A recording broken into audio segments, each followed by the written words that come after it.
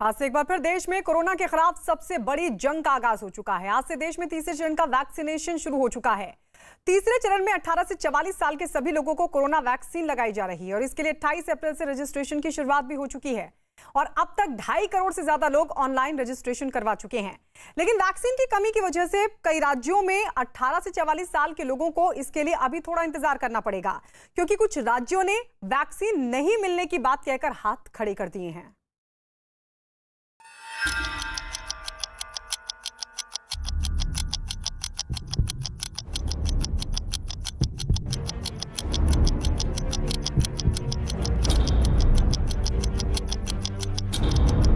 एक मई के बाद से 18 वर्ष के ऊपर के किसी भी व्यक्ति को वैक्सीनेट किया जा सके। अब भारत में जो वैक्सीन बनेगी सीधे राज्यों और अस्पतालों को भी मिलेगा। हम लोग एक्चुअली बहुत कॉन्फिडेंट थे क्योंकि मेरे ग्रैंड पेरेंट्स और पेरेंट्स दोनों ने दोनों डोज लगवा लिया।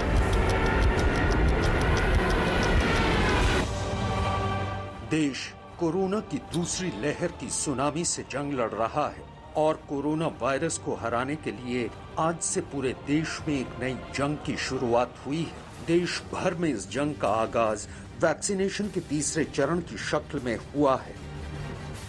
1 मई के बाद से 18 वर्ष के ऊपर के किसी भी व्यक्ति को वैक्सीनेट किया जा सकेगा।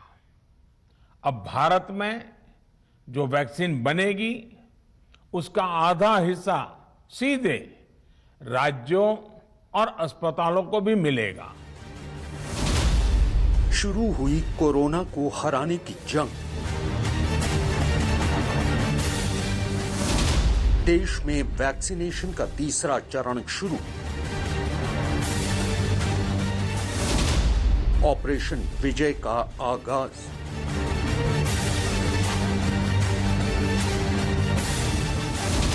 ऑपरेशन जिंदगी की शुरुआत। तीसरे चरण में 18 से 44 साल के सभी लोगों को कोरोना वैक्सीन लगाई जा रही है। इसके लिए 28 अप्रैल से रजिस्ट्रेशन शुरू हुआ था और अब तक 2.5 करोड़ से ज्यादा लोग ऑनलाइन रजिस्ट्रेशन करा चुके हैं। लेकिन वैक्सीन की कमी की वजह से कई राज्यों में 18 से 44 साल के लोगों को इसके लिए इंतजार करना पड़ेगा, क्योंकि कुछ राज्यों ने वैक्सीन नहीं मिलने की बात कहकर हाथ खड़े कर दिए हैं। इस बीच आज से पूरे देश में 18 साल से ज्यादा उम्र के लोगों को कोरोना की वैक्सीन लगनी शुरू हो गई। टीका लगवाने के लिए वैक्सीन सेंटर्स पर लोगों की लंबी लंबी लाइनें लग गईं। इन 5 तस्वीरों में आपके सामने देश में सबसे बड़ी जंग के आगाज की हकीकत है। दिल्ली, जम्मू, लखनऊ और मुंबई समेत कई शहरों में 18 साल से ऊपर के लोगों को कोरोना वैक्सीन लगाई गई ताकि कोरोना को हर सूरत में हराया जा सके और लोगों की जान बचाई जा सके। देश की राजधानी दिल्ली में भी तीसरे चरण के वैक्सीनेशन की शुरुआत हो गई। शहर के कई अस्पतालों में कोरोना की वैक्सीन लगाई जानी शुरू कर दी गई। फोर्टिस, अपोलो और मैक्स अस्पतालों में वैक्सीनेशन का काम शुरू कर दिया गया। इन तीनों अस्पतालों में कोरोना वैक्सीन लगाने के लिए लोगों को पैसे देने होंगे। फोर्टिस अस्पताल में भारत बायोटेक की कोवैक्सीन लगवाने के लिए लोगों को 1250 रुपए देने होंगे। इसी तरह अपोलो अस्पताल में कोवैक्सीन की कीमत 1200 रुपए है। मैक्स अस्पताल में कोविशील्ड वैक्सीन लगाई जा रही है और इसके लिए लोगों को 900 रुपए चुकाने होंगे। दिल्ली में कोरोना वैक्सीन की कमी का हवाला देते हुए सरकार ने 18 से 44 साल के लोगों को 1 मई से टीका नहीं लगाने का ऐलान किया था, लेकिन मुख्यमंत्री अरविंद केजरीवाल ने आज ये ऐलान किया कि उनके पास वैक्सीन के 4 लाख डोज आ चुके हैं और दिल्ली में 3 मई से तीसरे चरण का वैक्सीनेशन शुरू हो जाएगा। आज से एक तरह से सिंबॉलिक है। आज ये एक ही सेंटर पे शुरू हुआ है 18 से 44 साल के लोगों के लिए। हमारे पास ऑलरेडी 4.5 लाख वैक्सीन्स आ गई हैं और उनको अब सारे डिस्ट्रिक्ट्स में डिस्ट्रीब्यूट कर रहे हैं।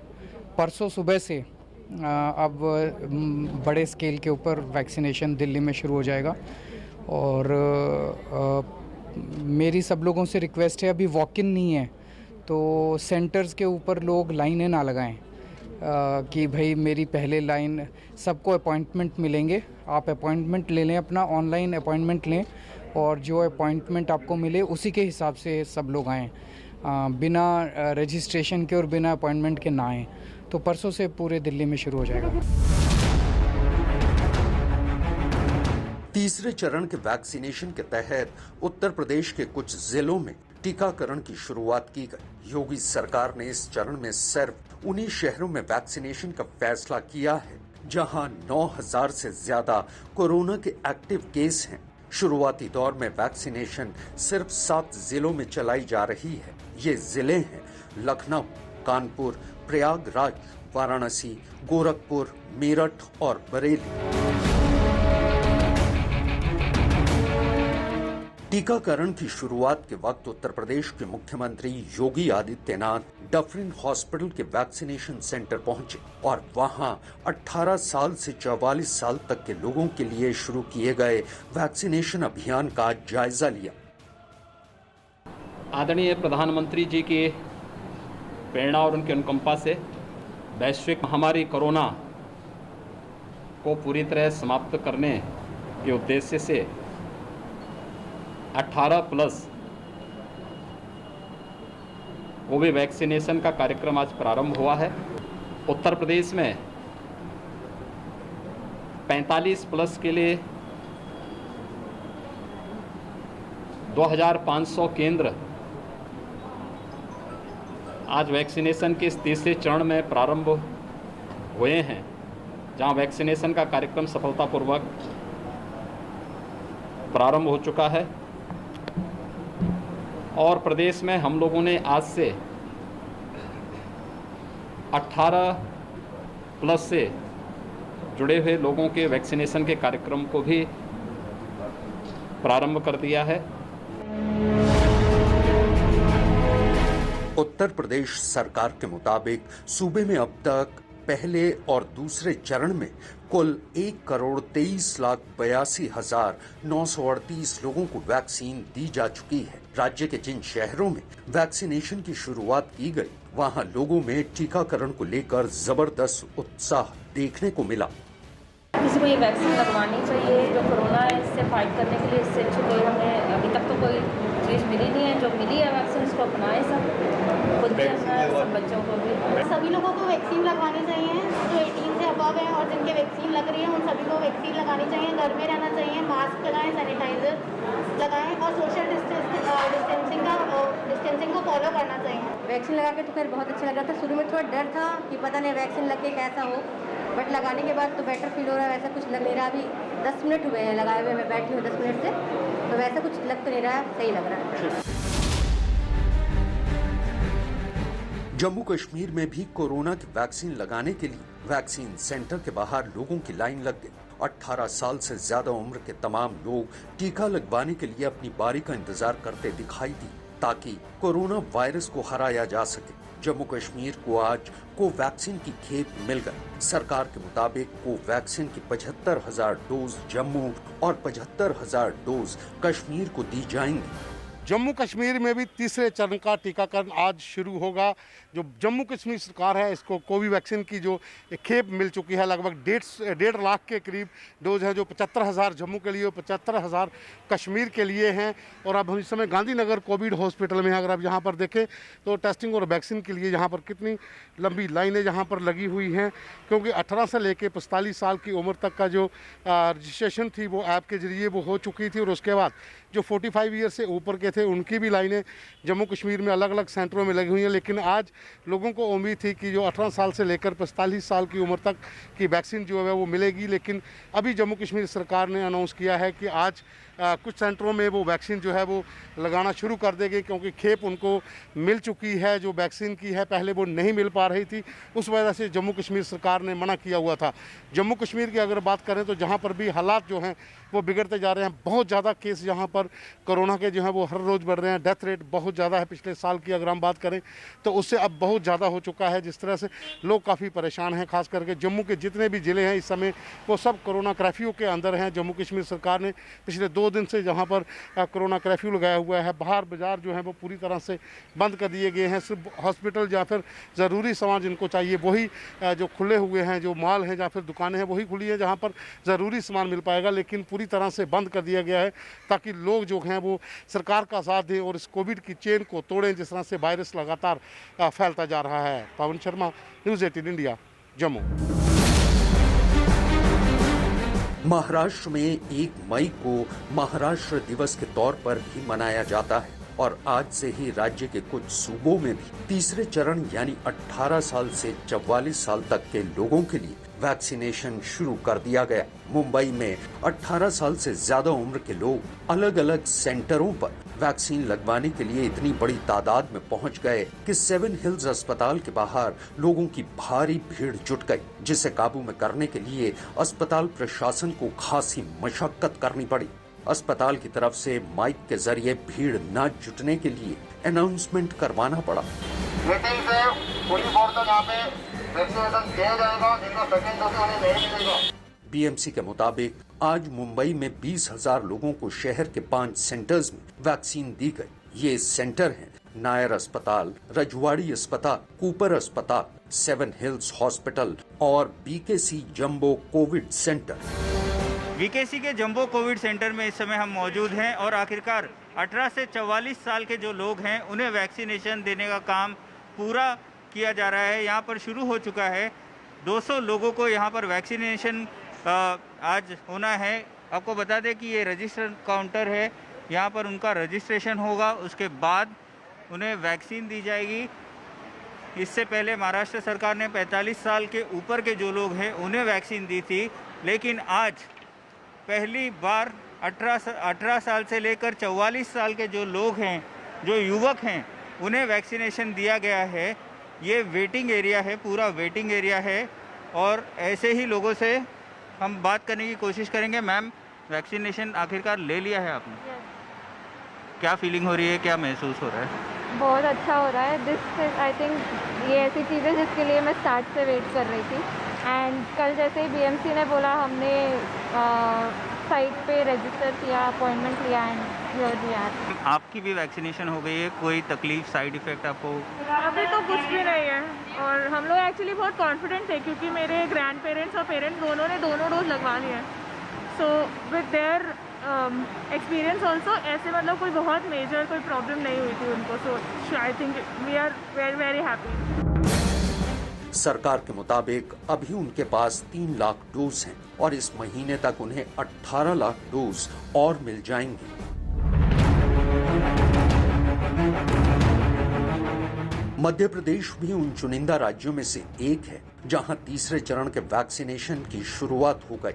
राजधानी भोपाल में तीसरे चरण के वैक्सीनेशन को लेकर लोगों में खासा उत्साह नजर आया। शहर के जयप्रकाश नारायण अस्पताल में लोग बड़ी तादाद में टीकाकरण के लिए पहुंचे।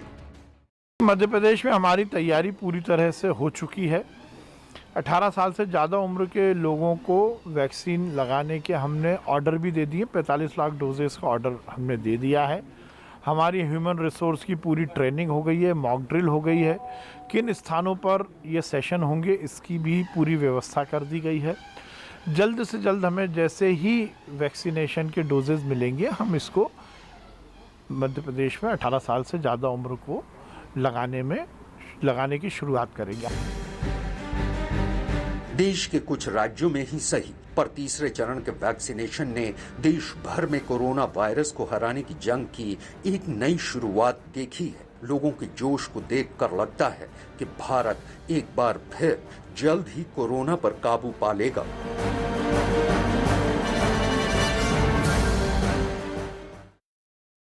महामारी के संकट को काटने के लिए सरकार ने अब 18 साल तक के लोगों को 18 साल से ऊपर के लोगों को वैक्सीन लगानी शुरू कर दी। लेकिन 18 साल से 44 की उम्र के लोगों को वैक्सीन लगवाने के लिए ऑनलाइन रजिस्ट्रेशन कराना जरूरी होगा। हम इस रिपोर्ट के जरिए आपको बताने जा रहे हैं कि कोरोना वैक्सीन के लिए रजिस्ट्रेशन कैसे कराना है, किस पोर्टल और किस ऐप से इस प्रक्रिया को किया जा सकता है।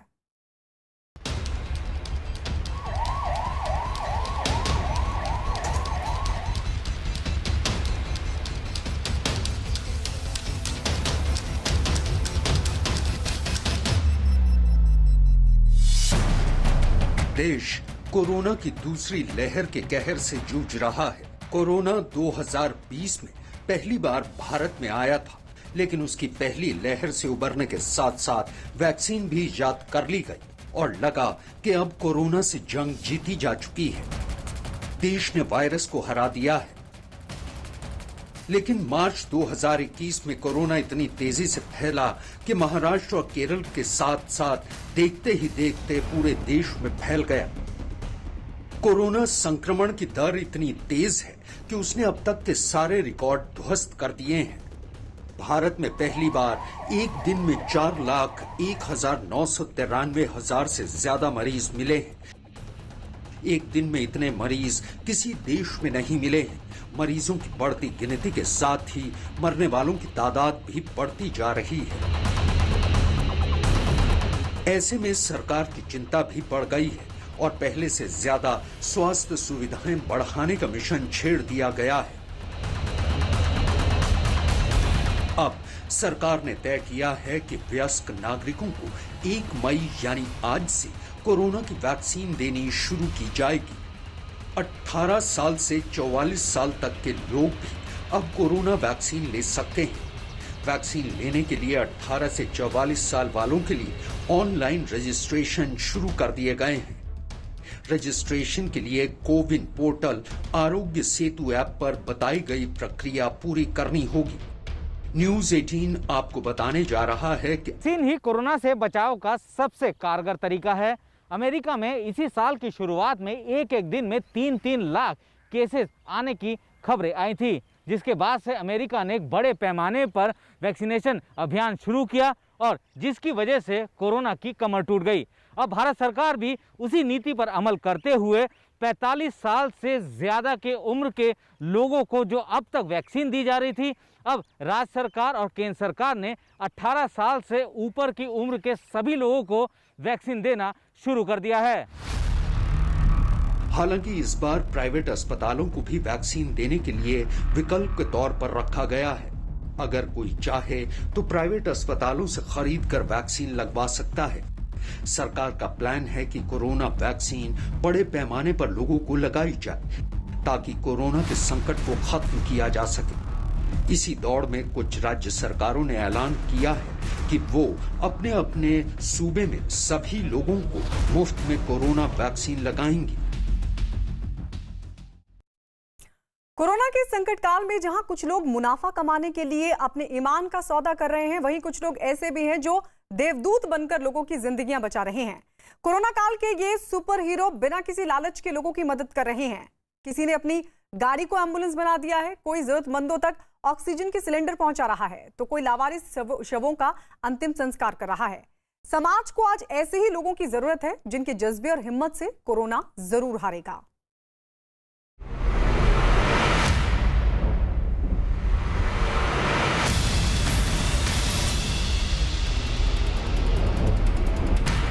शारदा जी और उनकी टीम ने ये बीड़ा उठाया है तो बहुत अच्छी बात है। हॉस्पिटल के भरोसे कितने दिन चलेंगे? हम यही चाहते हैं सेकंड लहर आई है, पेशेंट परेशान ना हो और सभी सुविधा उनको मिले। तो यहाँ पे कोई ले जाने वाला नहीं था। उनके घर में एक बेटी थी तो हमने उनका भी सहयोग करके उनकी बॉडी भी NBS तक पहुँचाई। हमारी उम्मीद सामाजिक संस्था ने जरूरतमंद परिवारों को राशन वितरित किया है और आगे भी करते रहेंगे। हमने अपनी इंडस्ट्रीज़ में जो ऑक्सीजन कन्वर्जन करते हैं, जो स्टोरेज करते हैं, उनसे बात करके 10,000 लीटर आज जिला गुड़गांव को देने का उनको वादा किया।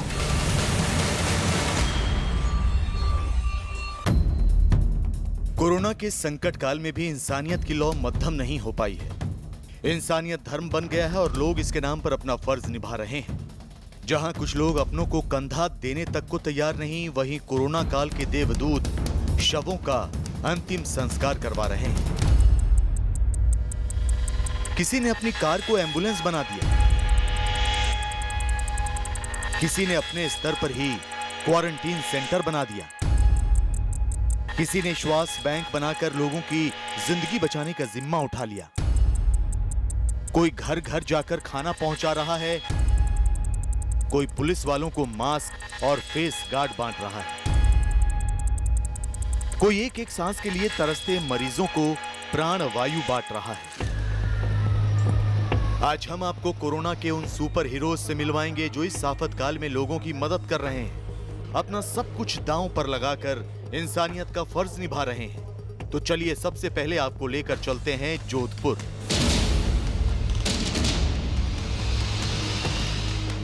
राजस्थान के जोधपुर में कोरोना विकराल रूप धारण कर चुका है। पिछले 24 घंटे में जोधपुर जिले में कोरोना के 1924 नए मामले सामने आए हैं। लेकिन मुसीबत के वक्त कुछ मौका परस्त एम्बुलेंस चालक कोरोना पीड़ितों को अस्पताल पहुंचाने और शवों को शमशान घाट तक पहुंचाने के लिए मुंह मांगी रकम मांग रहे हैं। मंडोर इलाके के आदित्य सिंह ने लोगों की इस पीड़ा को समझा और अपनी लाखों की कीमत की 2 कारों को मानवता की सेवा के लिए लगा दिया।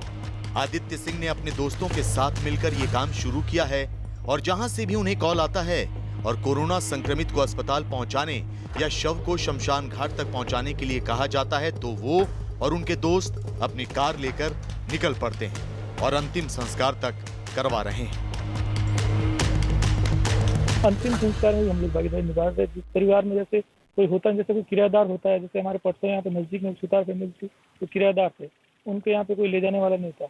उनके घर में एक बेटी थी, तो हमने उनका भी सहयोग करके उनकी बॉडी भी MDS तक पहुँचाई थी।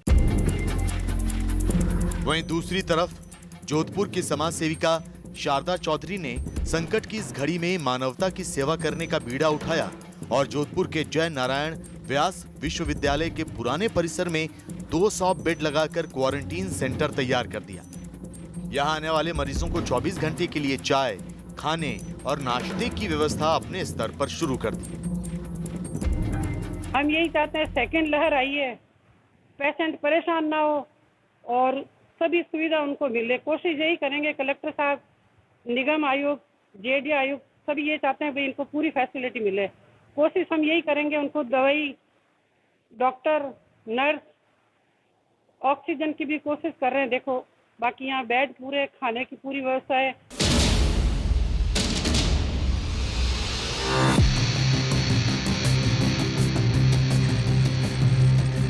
अस्पताल से लेकर घरों में मौजूद गंभीर मरीज ऑक्सीजन के लिए तरस रहे हैं, लेकिन कोरोना से जूझते लोगों से सांसों के सौदागर ऑक्सीजन के लिए मुंह मांगी रकम वसूल रहे हैं। काला बाजारियों ने इस आफत को अवसर मान लिया है।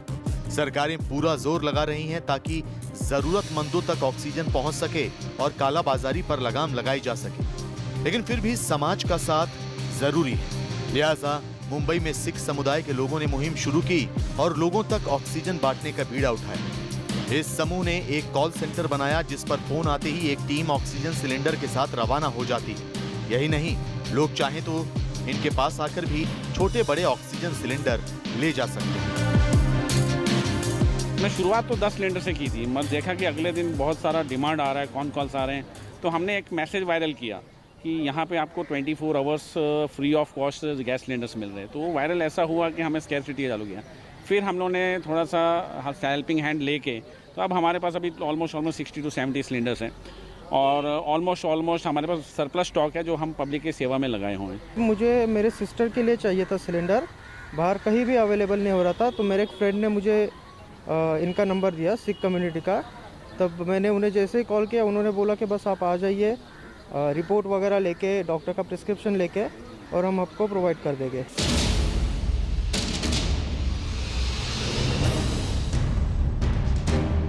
दिल्ली NCR समेत लगभग आधे भारत में ऑक्सीजन सप्लाई को लेकर हाहाकार मचा हुआ है। तो वहीं मानेसर की एक निजी कंपनी ने ऑक्सीजन किल्लत को दूर करने के लिए मुफ्त में ऑक्सीजन सिलेंडर बांटने और रिफिलिंग का काम शुरू किया है। इस कंपनी के प्लांट से 10,000 लीटर ऑक्सीजन गैस की सप्लाई जिला प्रशासन के साथ साथ दिल्ली NCR के इलाकों में पहुंच रहे कोरोना मरीजों के परिजनों को दी जा रही है। Star special air gas company मरीजों के कागजात देखने के बाद ही ऑक्सीजन सिलेंडर देती है या फिर रिफिलिंग करती है। हमने अपनी इंडस्ट्रीज में जो ऑक्सीजन कन्वर्जन करते हैं, जो स्टोरेज करते हैं, उनसे बात करके 10,000 लीटर आज जिला गुड़गांव को देने का उनको वादा किया और DC साहब को हमने बोल दिया कि आप डिस्ट्रीब्यूशन अपने हिसाब से कर लीजिए, क्योंकि सभी को व्यवस्थित तरीके से ऑक्सीजन मिलनी चाहिए।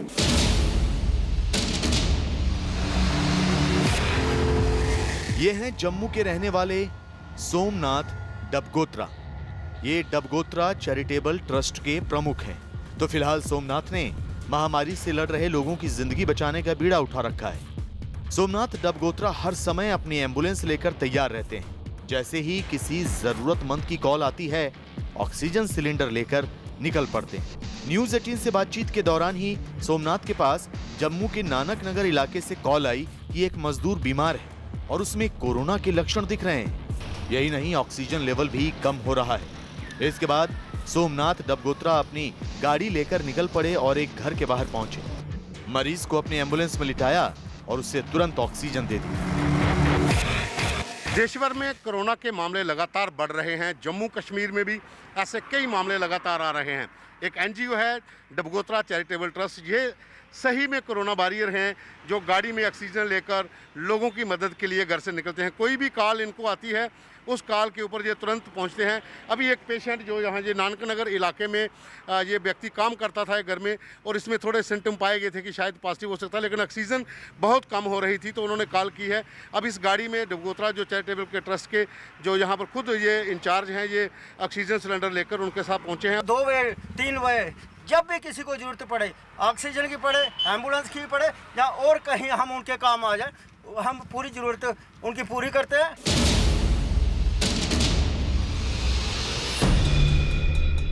कोरोना महामारी के बीच लोग परेशान हैं। अस्पताल जाने के लिए एम्बुलेंस नहीं मिल पा रही। जिनके पास खुद की गाड़ी नहीं है, उनकी मदद के लिए अहमदाबाद का पनाह फाउंडेशन और अहमदाबाद रिक्शा चालक एकता यूनियन आगे आया है। अब शहर के अलग अलग इलाकों में मरीजों को मदद मिल सके, इस बात को ध्यान में रखते हुए रिक्शा उपलब्ध होगी। रिक्शा एसोसिएशन ने लोगों के लिए 7600660760 हेल्पलाइन नंबर भी जारी किया है। इस नंबर पर कॉल करके लोग ऑटो रिक्शा को घर भी बुला सकते हैं। हमारी रिक्शा यूनियन, अहमदाबाद रिक्शा चालक एकता यूनियन और पनाह फाउंडेशन द्वारा ये आयोजन कल से चालू किया है, जिसमें 10 ऑटो कामगिरी करेगी। खास करके कोरोना पेशेंट है, उनको घर से कोई सामान लाना है, कोई रिपोर्ट कराना है, हॉस्पिटल जाना है, उसके लिए ये सुविधा मिलेगी।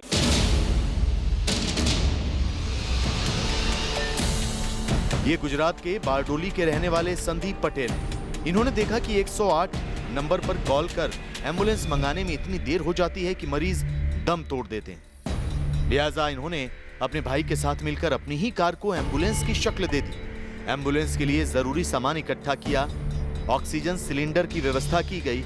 एक नंबर को हेल्पलाइन नंबर के तौर पर सोशल मीडिया में सर्कुलेट किया। बड़े अक्षरों से कार पर वो नंबर भी लिखा गया, जिससे लोगों को इसकी जानकारी मिली और आज इनकी वजह से कई मरीजों की जान बचाई जा चुकी है। हमने भी सोचा कि चलो हम भी कुछ मदद करें और ये आज रविवार से प्रारंभ हो चुका है उसका, और कितने को भी पेशेंट को पहुंचा दिया है। और अभी हम आज सब वाहिनी बनाने जा रहे हैं, जो वो है हमारे फ्रेंड ग्रुप से, जो यूएसए वाले और हमारे इंडिया के जो फ्रेंड है, वो हमें थोड़ा थोड़ा पैसा दे के हम अभी वो एम्बुलेंस सब वाहिनी हम कल से उसको स्टार्ट करने वाले हैं। आज वो बन रही है। यही वो लोग हैं जिनकी वजह से भारत कोरोना से जंग जीतने की हुंकार भर रहा है। यही वो लोग हैं जिनकी हिम्मत से लोगों को प्राणवायु मिल रही है। यही वो लोग हैं जो देवदूत बनकर इस संकट काल में जरूरतमंदों की मदद कर रहे हैं। फिलहाल भारत को ऐसे ही लोगों की जरूरत है जिनके दम पर कोरोना से जंग आसान हो जाएगी।